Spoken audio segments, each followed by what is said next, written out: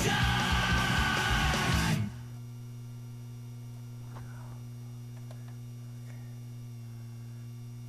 welcome to the Liberal Buzz Show. My name is Denise Dory. I'm your host, and I've got several topics to discuss tonight. It depends on if Shona ever got her phone turned on. Shona G, the director and educational director of Access of Love, a compassionate cannabis use policy group, and she takes care of the tenderloin, makes sure to keep people off opiates. She'd rather give them cannabis. So I always thought that was a great idea. So I want you to know that also we've been covering other stories. First of all, David Campos is, the Trump politics are really emboldening a lot of other people that, weren't actually talking about how racist they were until Trump got in office, and all of us, like Angela Alioto. I mean, she was Joseph Alioto's niece, I suppose, and she's just, attacking David Campos's policy for sanctuary cities. And so she's at the Democratic County Central Committee. We've got to represent David Campos and his policies by showing up and giving public comment to denounce the awful things she's said on Facebook. She even has people wanting to find David Campos's address and go, and just off with saying things that are threatening and maybe, I don't know, hurtful too. There's a lot of things that have emboldened people, and our cannabis industry was taken over by Trumpian politics also. So we're fighting all that. And now the gang injunctions also. The gang injunction, the last hearing to take people off the gang injunction list was held July the 12th. And, they didn't end the injunctions. The injunctions weren't ended. Dennis Herrera didn't even go to the hearings. He can't face any of us. Really, he couldn't face us. I think that's why. If you want my opinion. See, because now I've got a statement from Becky. I can't divulge her identity, but she's given me a statement. And remember, Jose Bernal also was a guest in a previous show. That can be found on YouTube, on my YouTube account. Just type in Denise Dory. So Dennis Herrera started the process of implementing gang injunctions in San Francisco. Gang injunctions are court-issued orders prohibiting alleged gang members from participating in specific activities within a so-called safety zone. Then these zones are described. There's one in the Mission, and then there's one in the Visitacion Valley. There's one in, the safety zones. There's various ones, Bayview-Hunters Point, and Western Addition also. So some prohibited activities that are already illegal. So it's just a frivolous law. It's Jim Crow, let's call it what it is, and it's the only people on that list are brown people. Do you think that anybody from the Ku Klux Klan are on the list, or any of the other hate groups? There's plenty of them to go around. There's the Pacific Justice Institute, look them up. The Southern Poverty Law Center. We have 79 hate groups in California, so let's put some of them on some injunction lists, and then worry about people who are having barbecues. It seems like, they can't even have a barbecue. It's bad. I'll read some statements in a minute if there's time. But I've got this statement to finish reading. The activities are already illegal: selling drugs, vandalizing, trespassing, possessing weapons. Other restrictions involve everyday activities, which are like congregating in groups. Like I said, picnics. People were having a barbecue, and other people followed their nose and said, "Oh, brown people having a barbecue. Uh-oh, watch out." So, yeah. selling, you know, so, that's so mean. And Herrera obtained 7 gang injunctions in 4 neighborhoods. And the current update, that was in 2007. Now in 2007, they were busy, just a funny coincidence that across the street from where the injunctions were proposed is a Lennar development. You know, oh, I can't even begin to, I could do a whole show on how dirty that corporation is. You know, they're the real thugs, having people living on toxic waste for starters. So Lennar, yeah, they wanted to develop the land across the street from where this gang injunction is to make it so that people, you know, that the white people would buy the condos or whatever they're selling. Yeah, so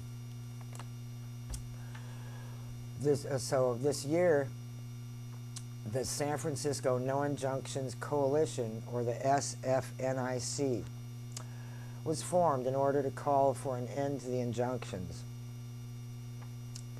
And the campaign highlighted the fact that the injunctions have been used as a tool for racial profiling and harassment, and that every single person named on the injunction is a brown or black male. And so, when the injunctions went into effect, the city attorney, Dennis Herrera, had signed a memorandum of understanding, or an MOU, with the Americans for Civil Liberties Union and Lawyers Committee for Civil Rights, agreeing to review the injunctions every 3 years to determine whether any individuals should be removed. Did they do that?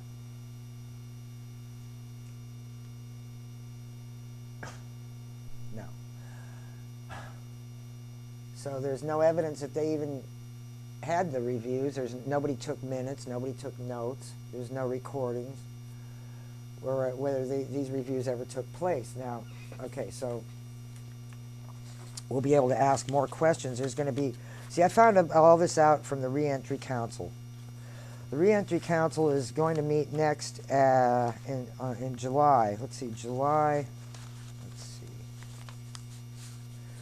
26th at, I assume, at 10 a.m. at Milton Marks Auditorium. That's at the San Francisco Public Library. So we'll maybe get more updates from at that time. I will attend that meeting. And so they weren't, see, the thing was, is we knew that they weren't taking anybody off the list or even doing any reviews. That's why they weren't taking anyone off the list, because, get this, there were people on the list that were deceased. Like, almost 24 were deceased, and they're still on this injunction list. It's insane. At the beginning of, there's no evidence that the reviews even took place, and many deceased men remained on the injunction for years after they passed away. So, at the beginning of San Francisco's campaign, there were 139 men on the San Francisco gang injunctions. Now let's remember that Los Angeles ended gang injunctions. Oakland ended their gang injunctions. There's no list. I mean, there's no list to remove people from. Like in San Francisco, all we did was remove people from the list. We didn't end the injunctions, which means, well, we'll get to that in a second. But it's not what we wanted. At the beginning of NIC's campaign this year, at the beginning of the year, there were 139 men on the injunctions, on the gang injunctions. As a result of the campaign, Herrera removed 86 men from the injunctions in June and July, including at least 13 men who are deceased. Most notably, Mario Woods, if you remember, was killed by the police. His name wasn't removed until June. So I was at that hearing. And a month after the district attorney's office decided not to prosecute the police officers who murdered him, they took him off the injunction list. So the Board of Supervisors, Public Safety and Neighborhood Services Committee, well, they held a hearing on the injunctions, and that was described by the SF Gate as emotional and overflowing. I attended the tail end of that meeting, and I'm going to read some statements from that meeting. More than 50 concerned community members joined San Francisco Public Defender Jeff Adachi, and he's running for re-election. So let's give him some support. He deserves it, and I'll tell you why in a minute. Jeff Adachi. I'll tell you right now. Jeff Adachi prosecuted a police officer who was beating up a person under my window, and my friend took videos. I uploaded it to my YouTube channel, and it got about almost 10,000 hits. And we went to the Office of Citizens Complaints. I witnessed part of this, let's call it terrorization. The man was terrorized. It was just a black kid. He was just a kid being terrorized, you know, just a kid calling for his mom even. It was, anyway, so Jeff Adachi tried to help, but the charges against the officer were dismissed. I agreed to testify, but the charges against the officers were dismissed. So, but that video will stay on record forever, and if the next time the cop beats someone up, that's going to follow him.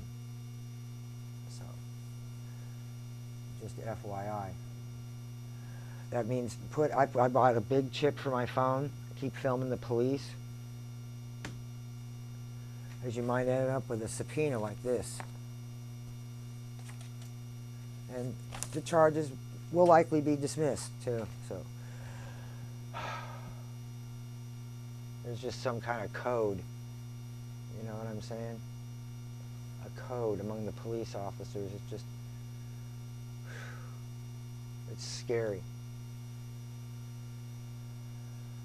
So where was I? The concerned community members joined Jeff Adachi, the San Francisco public defender, and legal experts and advocates off with City Attorney's Office, Dennis Herrera, and make the case that the injunctions don't have positive impacts, you know, that the city that the city attorney promised.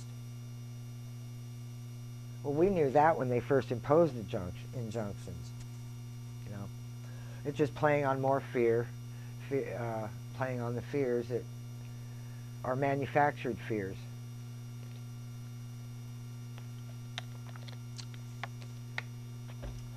And so the 30 community members who opposed the injunctions showed that they do lasting harm to individuals named, their loved ones, and their communities. So they shared their testimonies opposing the injunctions, while Yvonne Mir, representing the city attorney's office, because, you know, Dennis Herrera doesn't show up for these things,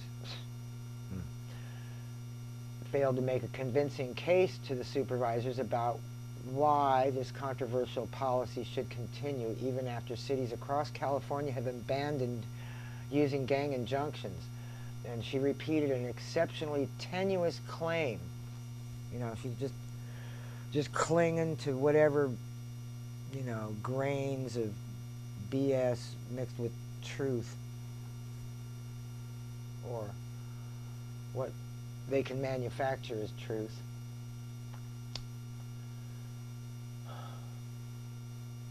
Incurred by people on the injunctions dropped after the injunctions were implemented. you know, the number of convictions incurred by people on the injunctions dropped after the injunctions were implemented. It means, you know, less people were being arrested. And the supervisors, Sandra Fewer and Hillary Ronan, yeah, they were skeptical. And Hillary Ronan told Mira, the evidence you cited us, basically cutting in half the amount of felonies, just doesn't make sense. Was this serious removal of individual rights, such big changes in every single neighborhood, that it is time for us to really look at gang injunctions in another way? I mean, maybe, I don't know, stop impoverishing us, you know, Reaganomics. Reaganomics really screwed everybody.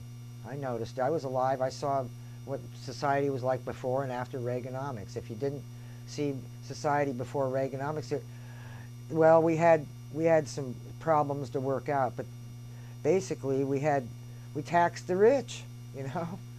That's all we need, to tax the rich, and I guarantee you it, and make it so everybody can grow a lot of cannabis too. That, you know, that's one of my issues. I think, you know, there's a lot of things we could do, but that way we could just give it away, you know.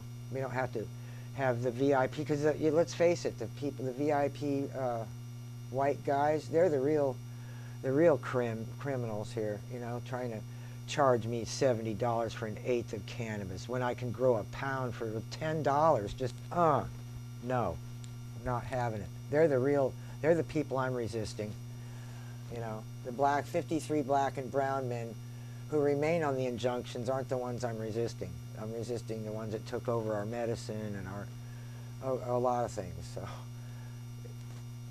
and boycott Spark too. Spark, you know, it's a cannabis dispensary. Boycott him.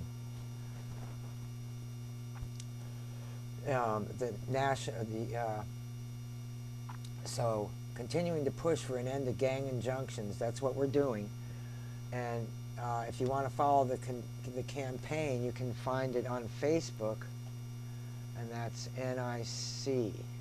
Let's go to it right now. NIC. San Francisco No Injunctions Coalition. And that can be found. Okay, so this isn't working. Anyway, that's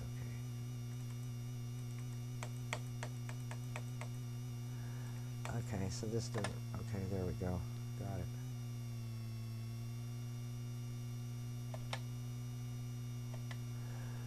All right, so that's San Francisco No Injunctions Coalition, and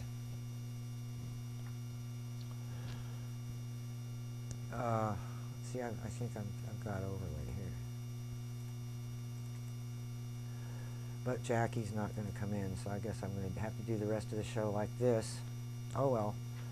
So anyway, that's the website to go to on Facebook. It's their Facebook page, and you can find out more about them there. So this is unfortunate that I have this going on here. So anyway, the 53 black and brown men remain on the injunctions, and the SFNIC is continuing to push for an end to all injunctions. So you can follow the campaign on Facebook at that page I just took you to, and you can email them at endtheinjunctions@gmail.com to get on their mailing list. And businesses and organizations can support the campaign by endorsing the call to end the injunctions. And so that's part of it. So we also were there to remember the fallen brothers and attend the hearing. So that was, I was going to play it for you, but I'm not able to because of studio glitches. That's cool. We got through most of it, so I'm grateful for that. And the court orders the research says that it violates their due process and civil rights. So gang injunctions, let's remember, are a civil rights violation. Let's not forget that. It's a gross violation. It's telling people they can't go to a certain area of town or visit with people that are friends or family or have a barbecue at Lake Merritt. You know, it's just, the more of us that, let's all have a barbecue at Lake Merritt. Let's do it. I haven't done that in years. I like Lake Merritt. I grew up in Oakland. And so, let's see. Oh, and I wanted to urge you to buy a street sheet and remember to go to the, oh, in closing, there's another meeting at the Reentry Council, and it's going to be on July the 26th. At 10 a.m. at the Milton Marks Auditorium. And the Milton Marks Auditorium, and that's going to be that's at the library in the basement, July 26th, and we can they'll talk. It's put on by the St. Anthony's Foundation, and so 150 Golden Gate Avenue is where it's going to take place. So hope to see you there. I didn't get time to read. Oh, and please adopt a shelter pet. I really enjoyed Frank's show. He's a hard act to follow. And so here, I'm going to close this with a good punk rock song.